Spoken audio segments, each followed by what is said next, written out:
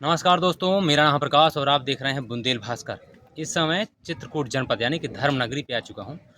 धर्मनगरी जो अध्यात्म का केंद्र है, यहाँ पर पूरे भारत के लोग आते हैं और मानसिक शांति के लिए यहाँ पर कामतनाथ के दर्शन करते हैं तथा कामतगिरी पर्वत की परिक्रमा करते हैं। अध्यात्म नगरी में बाबा योगी आदित्यनाथ का भी काफ़ी ध्यान है, जहाँ इसके विकास और विस्तार के लिए करोड़ों रुपए दे रहे हैं। नगर निगम बनाने की घोषणा हो चुकी है। हालांकि जब धर्मनगरी में अवैध धंधों का, काले कारनामों का विस्तार होगा तो क्या धर्मनगरी में धर्म बचा रहेगा? ऐसे में यहाँ पर राम ने 14 वर्ष के वनवास के दौरान 11.5 वर्ष का जो समय है यहाँ पर बिताया था। लेकिन पौराणिक मान्यताओं के अनुसार जो बात है कि 11.5 वर्ष का समय यहाँ पर भगवान राम ने बिताया था। लेकिन ऐसे लोग जो धर्मनगरी में धर्म को धंधा बना रखे हैं, जिनके कारण पूरा धर्मनगरी बदनाम है, जिनके आतंक का पर्याय जो धर्मनगरी जिनके आतंक का पर्याय इतना बड़ा हो चुका है कि पूरा सीतापुर, चित्रकूट का जो सीतापुर इलाका है पूरा उसकी दहशत में है। यहाँ तक कि पुलिस भी उससे खौफ खाती है। बीते दिनों चित्रकूट पुलिस अधीक्षक उसके घर जाते हैं, एक नत्थी सुनकर नाम का जो अपराधी है उसके घर जाते हैं उसे पकड़ने के लिए। लेकिन जो आलम रहता है फोर्स का, वो देख के आपके होश उड़ जाएंगे। भारी फोर्स के साथ करीब 200 लोगों के साथ, 200 पुलिसकर्मियों के साथ जब पुलिस अधीक्षक उसके घर जाते हैं, उसके बावजूद भी नत्थी सोनकर के गिरेबान तक पुलिस के हाथ नहीं पहुंच पाए।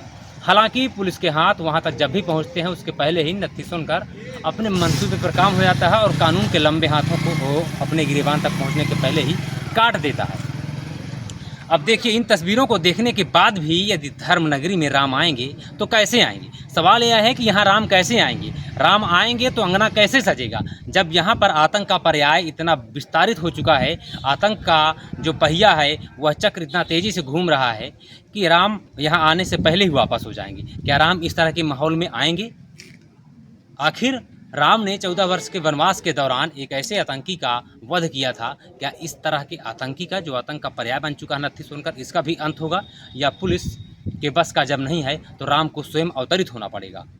नत्थी के आतंक की बानगी के तौर पर एक रिपोर्ट पेश है जो लोकल इंटेलिजेंस यूनिट द्वारा बनाई गई है, जिसे 2023 में पुलिस अधीक्षक और जिलाधिकारी को सौंपा गया है। इसके बावजूद भी इस पर कोई कार्रवाई नहीं हुई है। इस बानगी को ध्यान से सुनिए। एलआईयू की रिपोर्ट है जो आप स्क्रीन पर साफ तौर पर देख सकते हैं। वर्तमान समय में उक्त नत्थू प्रसाद सोनकर द्वारा अन्य जनपदों प्रांतों से जनपद चित्रकूट के तीर्थ क्षेत्र सीतापुर में आगमन करने वाले पर्यटकों द्वारा रन बसेरा सीतापुर व आसपास बसों को खड़ा करने पर अवैध वसूली के रूप में 500 से 700 रुपए लेने की बात प्रकाश में आई है तथा पर्यटकों को अपने स्तर से रामायण मेला के सामने स्थित पटेल धर्मशाला में रुकवाकर अन्य तीर्थधाम जैसे सती अनसुईया आश्रम, हनुमान धारा, गुप्त गोदावरी में दर्शन हेतु स्वयं की परिचित 4 पहिया वाहनों को मंगवाकर प्रत्येक पर्यटक से मानक दर से अधिक 300 से 400 रुपए लेता है। कहने का मतलब है कि जितनी मानक दर है उससे अधिक 400 से 500 रुपए अधिक लेता है। ये किसका कहना है? यहाँ की जो लोकल इंटेलिजेंस यूनिट है, जो उत्तर प्रदेश पुलिस की एक इकाई है, जो उत्तर प्रदेश पुलिस को सूचित करती है कि आपके यहाँ तमाम अवैध गतिविधियाँ शामिल हैं। वो जिलाधिकारी और पुलिस अधीक्षक को सूचित करते हैं। स्क्रीन पे आप साफ तौर पर देख सकते हैं कि किस तरह से एलआईयू का लेटर जिलाधिकारी और पुलिस अधीक्षक को सौंपा गया है। उसके आगे एलआईयू का कहना है कि उक्त नत्थू प्रसाद सोनकर के द्वारा पर्यटकों के प्रति किया जा रहा यह कृत्य धार्मिक नगरी चित्रकूट की छवि को धूमिल कर रहा है तथा नत्थू प्रसाद सोनकर का भाई लवलेश सोनकर निवासी उपरोक्त रामायण मेला के सामने स्थित गुमटी पान मसाला की दुकान में अवैध रूप से देसी कच्ची शराब का विक्रय करता है। उक्त नत्थू प्रसाद सोनकर व भाई लवलेश सोनकर द्वारा किए जा रहे कृत्यों पर सतर्क दृष्टि रखते हुए आवश्यक कार्रवाई किया जाना समीचीन होगा। अब सुनिए नत्थी के जुल्म की दास्तां, नत्थी सोनकर के जुल्म से पीड़ित उन लोगों की कहानी जो आज भी अपने न्याय के लिए दर दर भटक रहे हैं। इस वीडियो को ध्यान से देखिएगा और इसके बाद अंदाज़ा लगाइएगा कि क्या नत्थी सोनकर जो दलित होने का दावा कर रहा है, जो दुहाई दे रहा है पीड़ित होने का, क्या वो दलित है या पीड़ित है? देखिए, रामेश्वर गर्ग नामक एक व्यक्ति को किस तरह से गाली गलौज करते हुए जान से मारने के लिए दौड़ाता है। इसका ये मेरा है, ये यहाँ से यहाँ तक है, ये यहाँ तक है। अरे मोबाइल साहब है 1062 है, आप पता करिए ना, लेखपाल से बता देगा आपको। लेखपाल से पूछिए कि किसके नाम होता बता देगा। यही बंद करा हो। वो काम कहूँगा कि बंद हो रहा है मौके स्थिति का। हमारी बात तो सुनिए। मैं आपसे बात नहीं कर रहा, उधर उसको देख रहा हूँ। अच्छा, बात करना ही एक टमाटर आराम से कर। वाले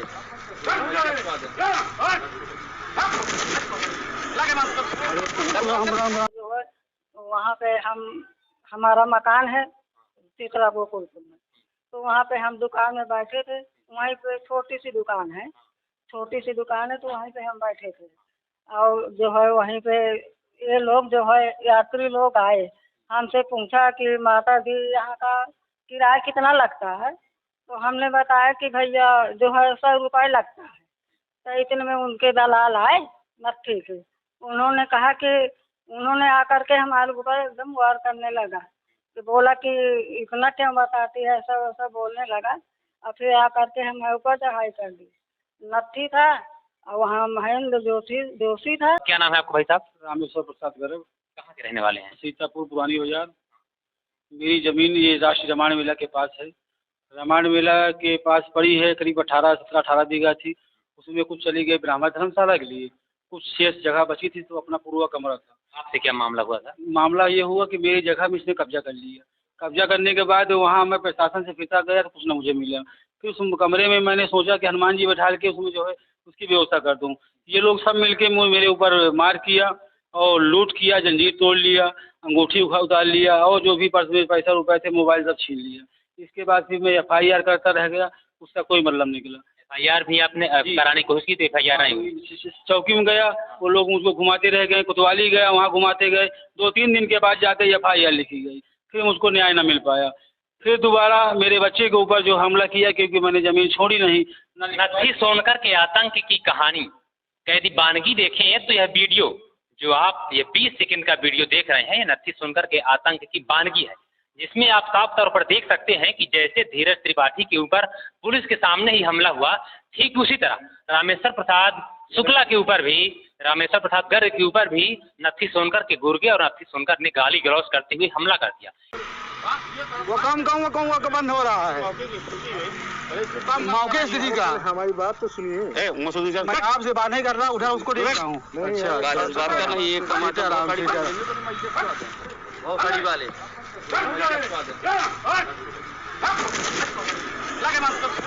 राम रे, अरे राम ए रुक। इस तरह से नत्थी सोनकर पुलिस के सामने माँ बहन की गाली देते हुए मारने के लिए दौड़ा और पुलिस के सामने मारा, लेकिन पुलिस देखती रह गई।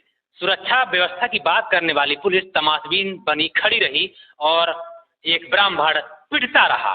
ऐसे में जब उनका मन नहीं माना तो घटना है। मेरे बच्चे के ऊपर जो है ये नत्थी सोनकर का लड़का और इसके जो है भाइयों ने मिलकर जो है मेरे बच्चे को संग चौराहे में जो है रात में 7 बजे उसको मार के फेंक दिया।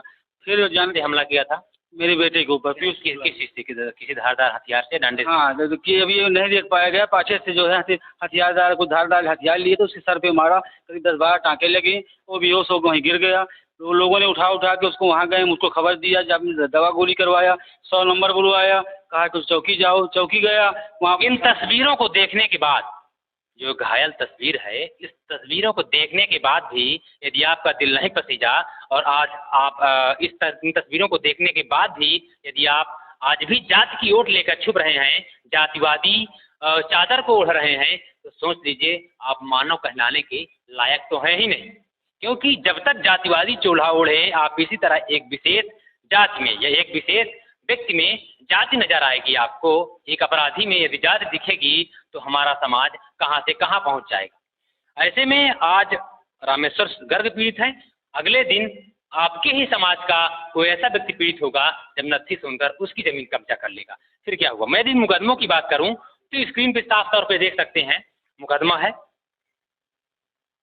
308(5) है, 109 है, 110, 118, 115(2), जिसे BNS है, जिसे आमतौर पर इसके पहले धारा जो IPC की थी वो 307 दर्ज हुआ करती थी। ऐसे गंभीर अपराधों के मामले में मुकदमा दर्ज होने के बाद भी कोई कार्रवाई नहीं हुई। आज तक मैं परेशान हूँ। आज भी जगह मेरी कब्जा 8 साल से किए हुए, वहीं दारू बेचता है, वहीं यात्री को लूटता है। वहाँ बैठता हूँ तो मुझको बताता है मैं 76 फंसा दूंगा, 80 में लगा दूंगा। आज मैं बेरोजगार फिर रहा हूँ, अपने बाल बच्चों को पढ़ा नहीं पा रहा।